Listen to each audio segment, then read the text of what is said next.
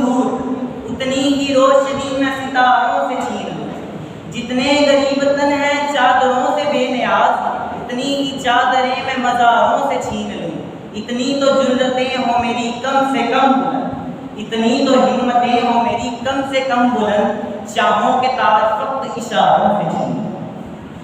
صاحب صدر، گرامی قدر، معزز محترم ساتھی کرام اور میرے عزیز ساتھیوں، السلام علیکم۔ آج مجھے جس موضوع پر لب کشائی کرنے کا موقع ملا ہے وہ ہے کرپشن۔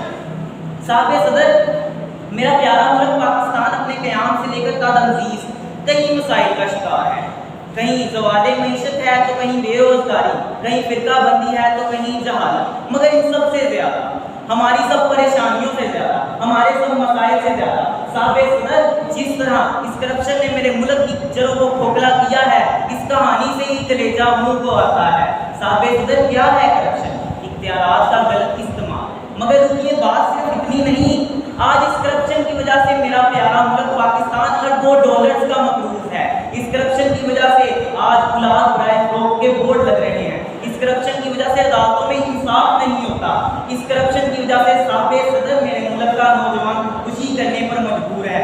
صاحب صدر، یہ وہی کرپشن ہے جس کی وجہ سے غریب کی بیٹی فاقوں سے مر رہی ہے۔ عجب رسم ہے، چارہ بروں کی محفل میں لگا کر زخم نمک سے مساج کرتے ہیں اور غریب شہر ترستا ہے کتنی والے کو، امیر شہر کے کتے بھی راج کرتے ہیں۔ مختصر بات کوشش کرتے ہیں مگر کرپشن ختم نہیں ہوتی، تقریریں کی جاتی ہیں مگر کرپشن ختم نہیں ہوتی، کالم لکھے جاتے ہیں مگر کرپشن ختم نہیں ہوتی، 200-400 روپے کی رشوت لینے والے کو ہاتھ کری بھی لگتی مگر کرپشن ختم نہیں ہوتی۔ صاحب صدر، کیسے کہوں، یہاں پر تو وہ لوگ بھی ہیں، کئی میرے ملک میں کوئی ایسا لوگ بھی ہیں جو پیسے دیکھ کر کہتے ہیں کہ ہمارا دین نہیں، پیسے دیکھ کر کہتے ہیں ہمارا ایمان نہیں۔ ارے یہ تو وہ لوگ ہیں، ان کو پیسے دو تو کہیں گے ہم مسلمان ہی نہیں۔ صاحب صدر، کیسے کہوں کیوں نہیں کرپشن ختم ہوتی؟ میرے پیارے نبی حضرت محمد صلی اللہ علیہ وسلم نے فرمایا کہ رشوت لینے والا اور رشوت دینے والا دونوں جہنم میں جائیں گے، اور علامہ اقبال کی کہتے ہیں کہ اے طائرے لاہوتی، اس رزق سے موت اتی جس رزق سے آتی ہو پرواز میں کوتاہی۔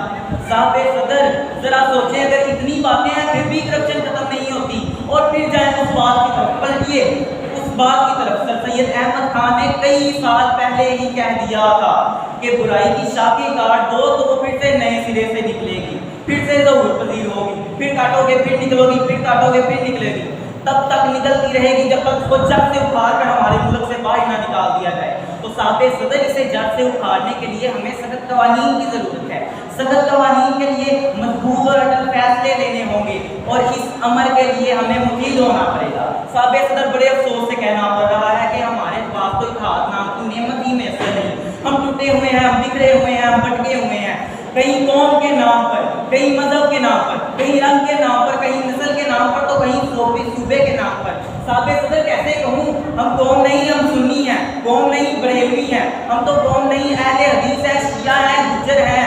صاحب صدر، کیسی حقیقت افروز مزاج کی حکیمت امت کی، کہیں فرقہ بندی ہے تو کہیں ذاتیں ہیں، کیا زمانے میں پنپنے کی یہی باتیں ہیں؟ تم تو سید بھی ہو، مرزا بھی ہو، افغان بھی ہو، تم سبھی کچھ ہو، بتاؤ مسلمان بھی ہو؟ صاحب صدر، آج میرے ملک کا ہر پیرو جوان بچہ اس بات پر مجبور ہے اور یہ کہنے پر مجبور ہے کہ ہوس کی سرخی رخے بشر کا حسین دادا بنی ہوئی ہے، ہوس کی سرخی رخے بشر کا حسین دادا بنی ہوئی ہے، افق کا چہرہ لہو سے تر ہے، زمین جنازہ بنی ہوئی ہے۔ صاحب صدر، جب تک قانون حرکت میں نہ آئے گا اور ان بے لگام لٹیروں کو نہ باندھا جائے گا تب تک کرپشن ختم نہیں ہوگی۔ صاحب صدر، آپ میں سے، تم میں سے، میرے دوستوں، آپ میں سے، جناب صدر، آپ میں سے کوئی ایسا ایک ہو جو میرے ملک کی انگلی پکڑ کر مجھے کامیابی کی طرف لے کر جائے۔